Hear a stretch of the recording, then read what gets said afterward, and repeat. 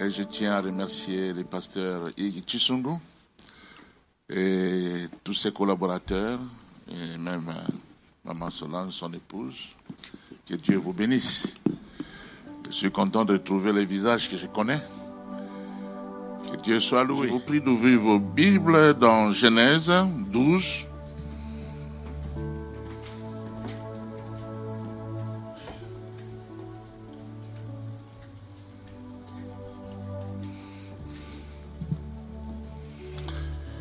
Je lis ce passage pour nous tous. L'Éternel dit à Abraham, va-t'en de ton pays, de ta patrie et de la maison de ton père, dans le lieu que je te montrerai. Je ferai de toi une grande nation et je te bénirai. Je rendrai ton nom grand et tu seras une source de bénédiction. Je bénirai ceux qui te béniront et je maudirai ceux qui te maudiront. Et toutes les familles de la terre seront bénies en toi. Abraham partit comme l'Éternel lui avait dit, et Lot partit avec lui.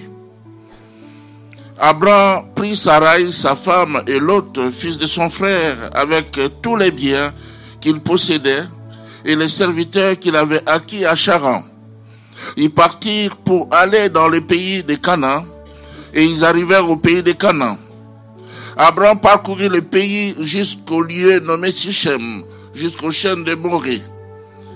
Les Cananéens étaient alors dans le pays. L'Éternel apparut à Abraham et dit, je donnerai ce pays à ta postérité. Et Abraham bâtit là un autel à l'Éternel qui lui était apparu. Il se transporta de là vers la montagne à l'orient de Bethel. Et il dressa ses tentes, ayant Bethel à l'occident et Haï à l'orient. Il bâtit encore là un autel à l'Éternel. Il invoqua le nom de l'Éternel. Abraham continua ses marches en s'avançant vers le midi. Il y eut une famine dans le pays. Et Abraham descendit en Égypte pour y séjourner, car la famine était grande dans le pays. Comme il était près d'entrer en Égypte, il dit à Sarai, sa femme, voici, je sais que tu es belle, tu es une femme belle de figure. Quand les Égyptiens te verront, ils diront, c'est sa femme. Et ils me tueront et te laisseront la vie. Dis, je te prie, que tu es ma sœur, afin que je sois bien traité à cause de toi, et que mon âme vive grâce à toi. Lorsqu'Abraham fut arrivé en Égypte, les Égyptiens virent que la femme était fort belle. Les grands de Pharaon la virent aussi et la vantèrent à Pharaon. Et la femme fut amenée dans la maison de Pharaon. Il traita bien Abraham à cause d'elle. Et Abraham reçut des brebis, des bœufs, des ânes, des serviteurs, des servantes, des ânesses et des chameaux. Mais l'Éternel frappa de grandes plaies Pharaon et sa maison au sujet de Sarai, femme d'Abraham. Alors, Pharaon appela Abraham et dit, qu'est-ce que tu m'as fait? Pourquoi ne m'as-tu pas déclaré que c'est ta femme? Pourquoi as-tu dit c'est ma sœur? Aussi l'ai-je prise pour ma femme. Maintenant, va-t'en. Maintenant, voici ta femme. Prends-la et va-t'en. Et Pharaon donna ordre à ces gens de le renvoyer, lui et sa femme, avec tout ce qui lui appartenait. Le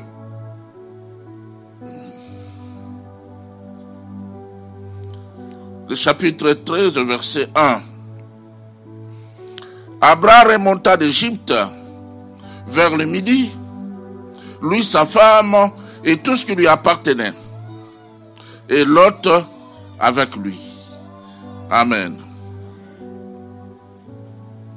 Père, je te bénis, je te rends grâce. Je te remercie pour ces instants. Et je prie que tu bénisses ta parole. Que quelqu'un dise, le Seigneur m'a parlé. Que quelqu'un soit touché ce matin qu'une vie soit réformée, qu'une maladie soit guérie, qu'une porte soit ouverte. Tout pour ta gloire, au nom de Jésus. Amen. Dieu est bon, il est merveilleux. Où vas-tu, ô homme? Tel est mon thème ce matin. Si tu es une femme, tu dis, où vas-tu, ô femme? Vous savez, généralement, Dieu a mis des limites dans la vie de l'homme. Mais l'homme veut toujours dépasser les limites de Dieu. Aujourd'hui, dans mon pays, pasteur, c'est rien, c'est trop bas. Il faut plus que ça. Parfois, on est docteur, un docteur qui n'est même pas infirmier. On est prophète, ce qu'on aime. Où vas-tu, ô homme? Dieu est bon. Dieu nous a donné sa révélation dans la parole de Dieu. Mais l'homme veut écouter, non ce qui vient de la parole de Dieu, mais ce qui vient d'un quelconque prophète, entre guillemets. C'est ça le désir de l'homme. Et l'homme veut aller plus loin que la limite de Dieu. Bien-aimés, nous avons ici le cas d'Abraham. Abraham est sorti d'une famille idolâtre. Les grands-parents d'Abraham, c'était ceux-là qui avaient érigé la tour de Babel. Si vous lisez le chapitre 11, vous verrez cela.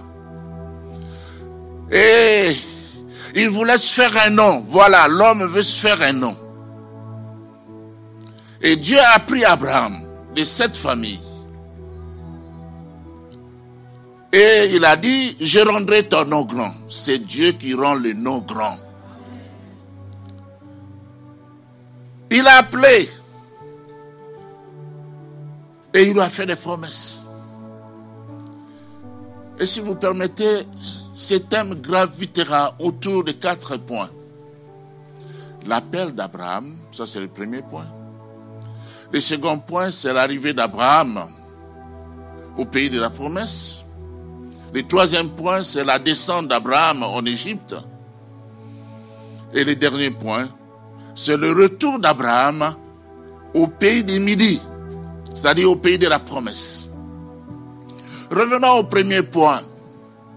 Je l'ai dit, Dieu a appelé Abraham d'un peuple idolâtre, comme vous et moi.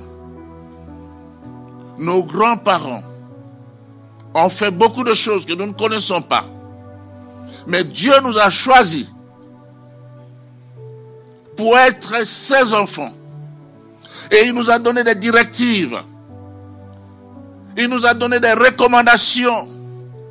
Ces recommandations se retrouvent dans la parole de Dieu, dans la Bible. C'est comme ce qu'il a fait avec Abraham. Il appelle Abraham. Il dit, va-t'en de ton pays, de ta patrie, de la maison de ton père. Et il est précis. Vers un lieu que je te montrerai. Donc Abraham est parti sans connaître là où il allait. Il est allé en aventure. Eh bien, la marche avec Dieu, c'est une aventure. Mais une aventure merveilleuse. Je ne connais personne d'autre comme Abraham. Quelqu'un qui a reçu des promesses de Dieu comme Abraham. Il dit, je te bénirai.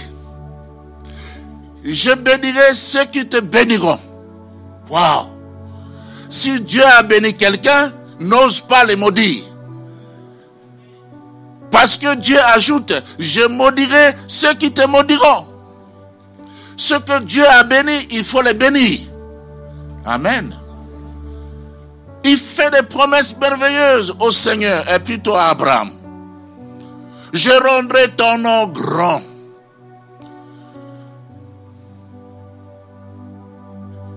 Ton nom grand.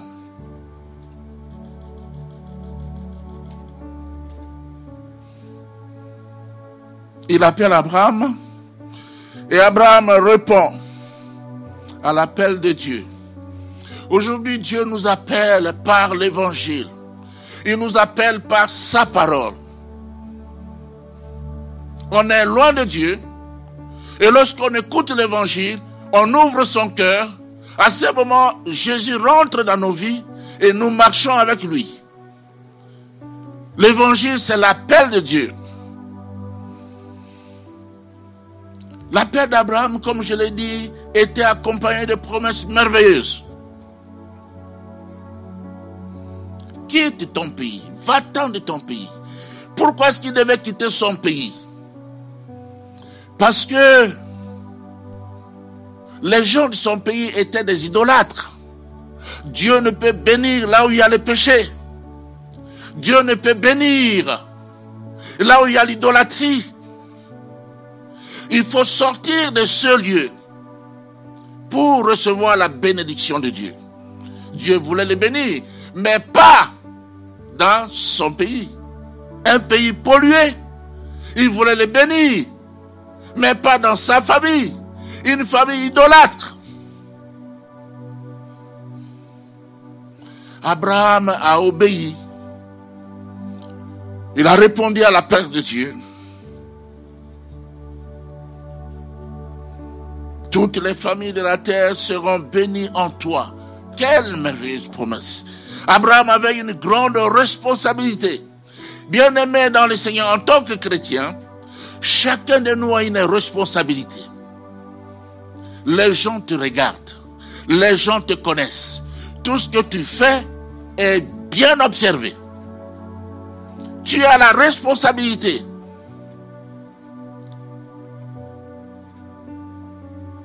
Une grande responsabilité. Il faut que les autres soient bénis en toi. Tu as connu le Seigneur. Et par toi, d'autres doivent connaître le Seigneur. Amen.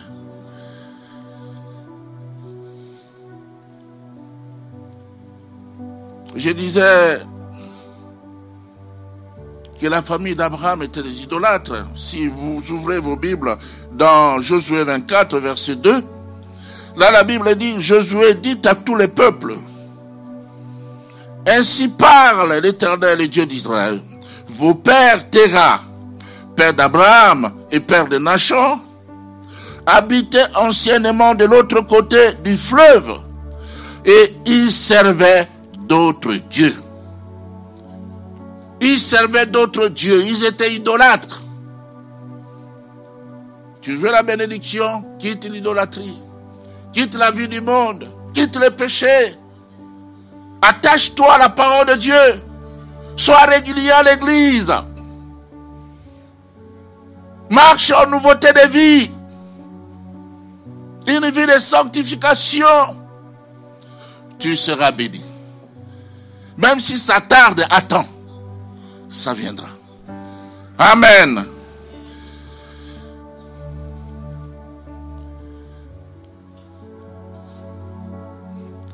Et cela me conduit au second point, l'arrivée d'Abraham au pays de la promesse. L'homme arrive au pays de la promesse et l'Éternel lui apparaît. Comment? Je ne sais pas. Même quand Dieu lui a dit, va-t'en de ton pays, comment Dieu lui a parlé en vision, en rêve, de façon audible, je ne sais pas. Ce que je sais, c'est que Dieu lui a dit, va-t'en de ton pays. Et ici, à son arrivée, Dieu lui apparaît. Comment? Je ne sais pas. Mais ce que je sais, c'est qu'Abraham a érigé un autel à l'Éternel qui lui était apparu.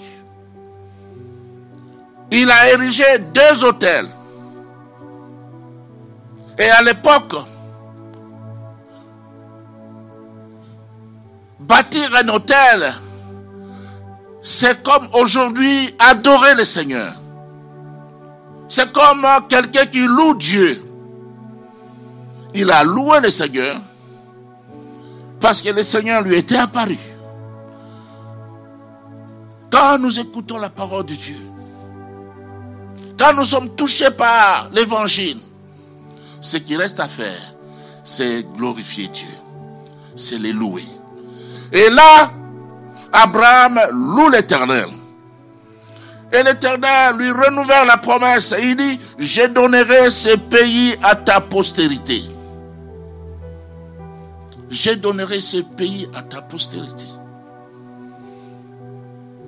Mais qu'est-ce qui arrive dans ce pays de la promesse?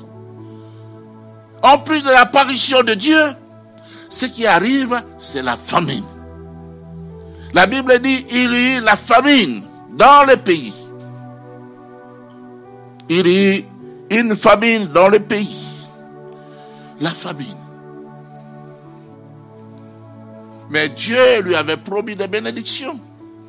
Dieu lui avait promis la prospérité. Mais arrivé au pays de la promesse, c'est autre chose. La famine. Moi, à la place d'Abraham, j'aurais dit au Seigneur, mais Seigneur, on ne s'est pas convenu ainsi. Tu m'as promis la bénédiction. Tu m'as promis la prospérité. Mais d'où vient cette famine? Peut-être qu'Abraham se posait les mêmes questions.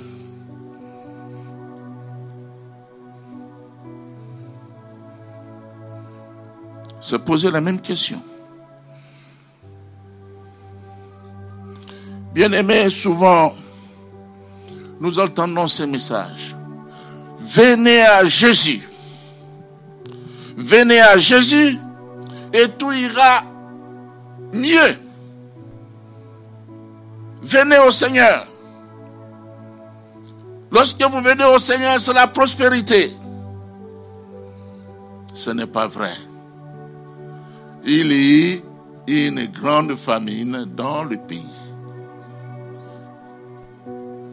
Oui, on vient au Seigneur. Le Seigneur nous bénit certainement, mais il y a aussi des épreuves. Il ne faut pas oublier cela. Jésus avait prévenu ses disciples dans Jean 16, 33. Jésus dit, je vous ai dit ces choses afin que vous ayez la paix en moi. Vous aurez des tribulations dans le monde. Mais prenez courage, j'ai vaincu le monde. Amen. Des tribulations, oui. Mais des tribulations sans Jésus, les gens pensent au suicide. Des tribulations sans le Seigneur, on perd la tête. Mais les tribulations avec Jésus, il y a la paix du cœur. Parce qu'il y a quelqu'un sur qui on se repose. Le Seigneur de gloire. Alléluia. Et voilà, bien-aimés, à partir du verset 10 jusqu'au verset 20, cela maintenant nous conduit au troisième point, la descente d'Abraham en Égypte. Dieu appelle Abraham, oui, Abraham répond. Il arrive au pays de la promesse, il voit Dieu. Il adore. Il s'est dit, certainement c'est ici le lieu. Mais, quand il y a famine, il descend en Égypte. Il descend en Égypte. La descente en Égypte. Elimelech et Naomi ont quitté Bethléem aussi à cause de la famine. Pour se fixer, se planter à Moab. Mais là, à Moab, Elimelech a connu là-bas, lui et ses deux fils. Et Naomi est rentrée à Bethléem. Elle avait appris que Dieu avait visité Bethléem. Elle est rentrée avec Ruth. Les femmes aiment bien prêcher ces passages-là. Même s'il y a la famine dans la maison de Dieu, sachez que le pain viendra. Le pain viendra. Parce que c'est la maison du Seigneur.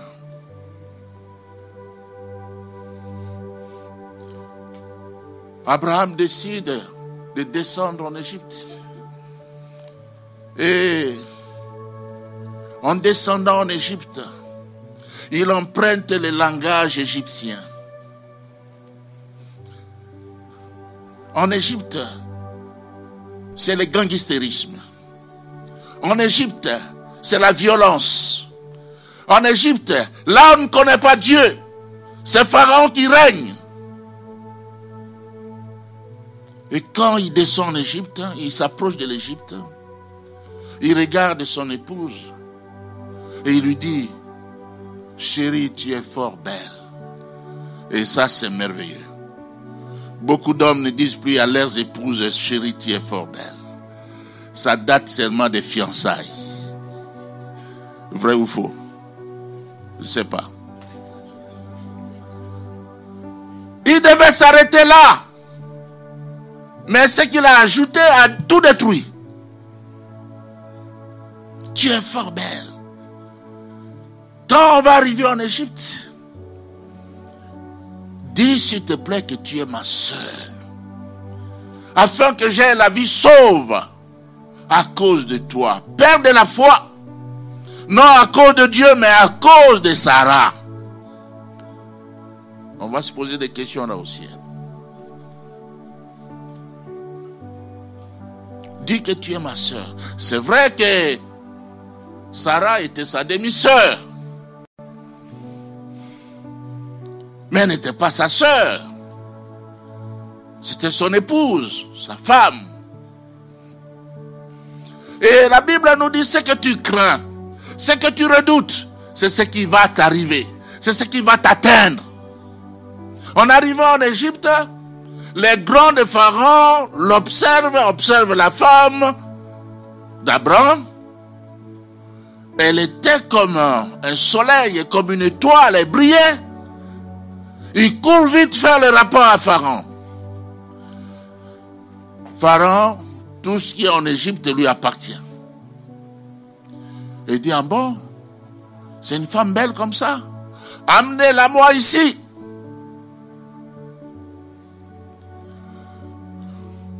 Et on va avec Madame Sarah dans le palais pharaonique.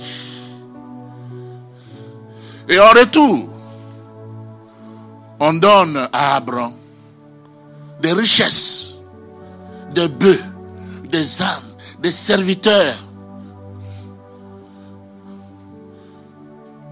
Mais je pense que cette nuit-là, Abraham n'a pas pu fermer son œil ou ses yeux. Il comptait les plafonds. À l'idée de savoir que sa femme est dans les bras de quelqu'un d'autre, est-ce qu'on peut avoir le sommeil? Tu as tout. Il y a des gens qui sont comme Abraham. Tu cherches la richesse. On te donne tout, mais tu n'as pas de paix. La vraie paix s'obtient en Jésus-Christ. En Jésus. Il était humilié.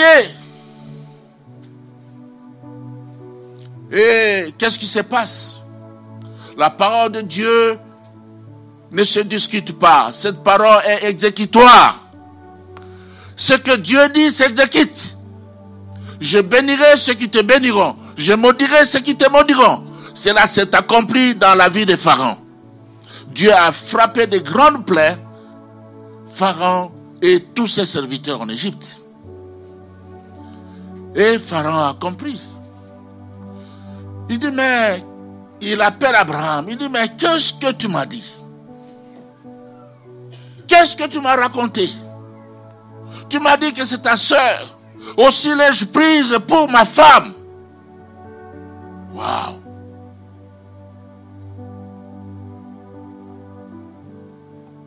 Voici ta femme. Prends-la. Et va-t'en de ces pays.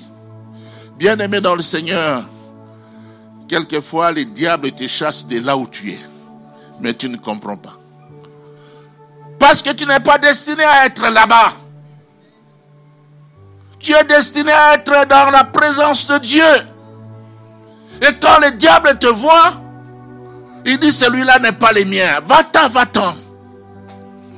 Il chasse Abraham de sa présence. Et cela me conduit à notre dernier point. Le retour d'Abraham ou d'Abraham au pays de Midi, au pays de la promesse. Abraham prend tout ce qu'il avait, tout ce qu'il a eu, des serviteurs. Mais sachez qu'à côté, il y avait son neveu Lot. Vous pouvez avoir des problèmes avec votre épouse seule.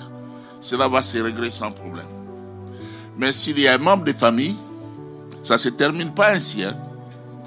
Ça se raconte. On a pris sa femme. Cette dame-là a été passée la nuit chez Pharaon. Abraham remonte. Écoutez, la Bible est claire. C'était la descente. L'Égypte, c'est la descente. Le pays de Midi, Canaan, c'est la montée. Nous avons un standard élevé. Il ne faut pas descendre plus bas.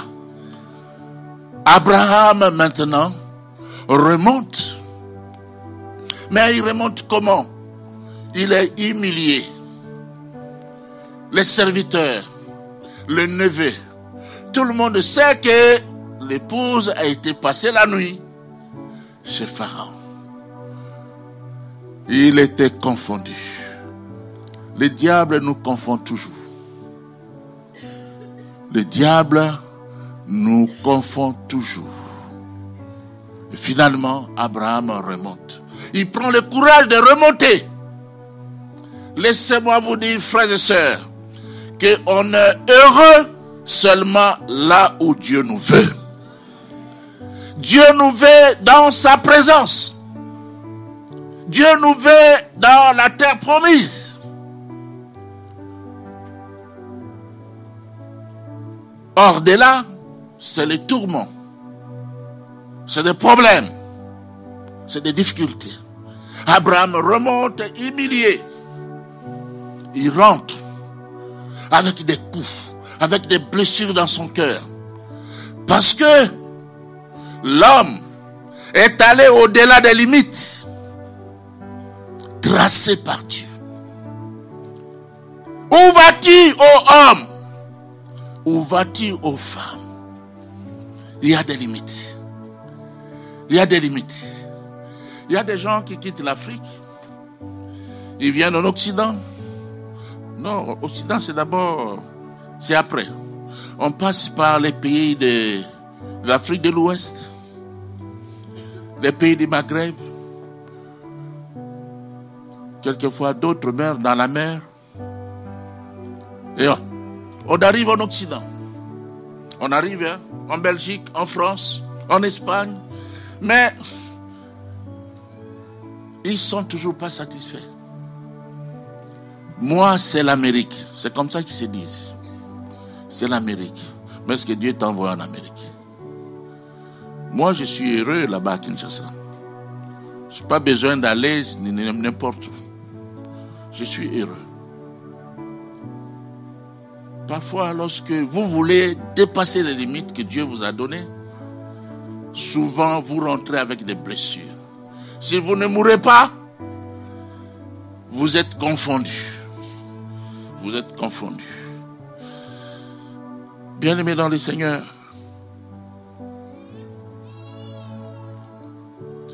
je voudrais terminer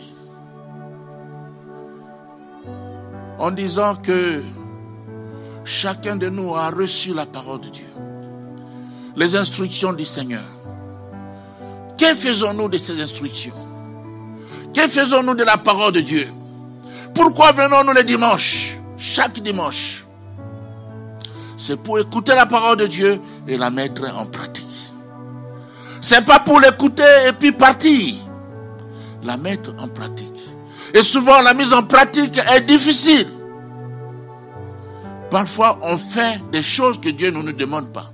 J'ai vu des gens, pas ici, mais des gens dans mon pays là, donner des fausses prophéties. Vous voyez quelqu'un dire des choses inutiles. Mais qu'est-ce que ça a à voir avec la parole de Dieu? Mais ça, on aime ça. Les gens aiment ça. Les gens aiment ça. Et quand on prêche, il faut faire des choses farfelues pour vendre son image. Moi, je vends l'image du Christ. Pas mon image. C'est Christ qui est mort pour son peuple. Nous allons toujours au-delà de nos limites. Que Dieu nous aide. Qu'il n'en soit pas ainsi ici, pasteur Tissou. Restez attachés à la Bible. Attachés à la parole de Dieu. Marchez sur les traces des aînés qui sont morts dans la foi. Papa Vernon est mort dans la foi. Il nous a laissé un héritage, la foi en Christ. Alors, demeurons dans la présence de Dieu. Lisons la Bible, nuit et jour. Ayons la communion avec ceux qui craignent le Seigneur. Vivons la vie chrétienne. Elle n'est pas difficile. Elle est facile. Facile. On lit la parole de Dieu. On la met en pratique. Et le Seigneur nous bénit. C'est pas compliqué. C'est seulement ça. Les difficultés arrivent.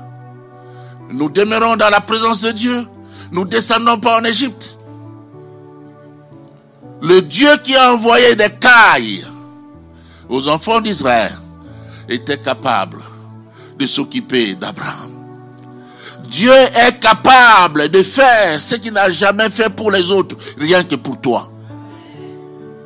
Il est capable. Ne limitons pas Dieu. Ne limitons pas Dieu.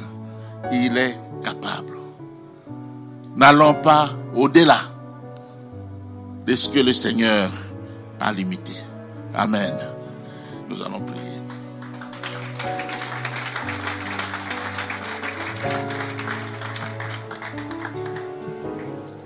Seigneur, merci pour ta parole. Tu as parlé à quelqu'un ce matin. Quelqu'un est touché par ces messages.